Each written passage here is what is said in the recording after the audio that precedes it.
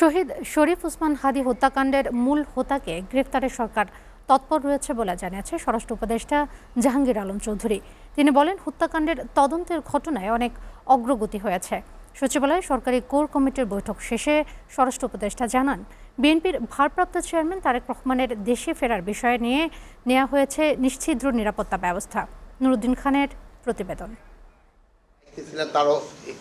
সচিবালয়ে সরকারি আইন শৃঙ্খলা কমিটির সাথে বৈঠক করেন স্বরাষ্ট্র উপদেষ্টা জাহাঙ্গীর আলম চৌধুরী। বৈঠক শেষে উপদেষ্টা জানান, দেশে নিরাপত্তা ইস্যুতে কোনো শঙ্কা নেই। নিরাপদ, শান্তিপূর্ণ, উচ্ছৃঙ্খল মুখর পরিবেশে অনুষ্ঠিত হতে পারে। শরীফ ওসমান হাদীর হত্যাকারীদের প্রসঙ্গে স্বরাষ্ট্র উপদেষ্টা বলেন, মূল হোতাকে গ্রেফতারে সরকার তৎপর রয়েছে। অতি দ্রুত এই ঘটনার মূল হোতা ফয়সাল করিম মাসুদকে শনাক্ত আইনের আওতায় আনা হয়েছে। তবে হত্যাকাণ্ডে মোটিভ উদ্ধার ও গোপনীয়তা বজায় রক্ষার স্বার্থে এই বিষয়ে এখনো বিস্তারিত জানানো সম্ভব হচ্ছে না। তবে আমরা আপনাদের আশ্বস্ত করছি, এই বিষয়ে বেশ অগ্রগতি হয়েছে। বিএনপির ভারপ্রাপ্ত চেয়ারম্যান তারেক রহমানের নিরাপত্তা ইস্যুতেও কথা বলেন স্বরাষ্ট্র উপদেষ্টা।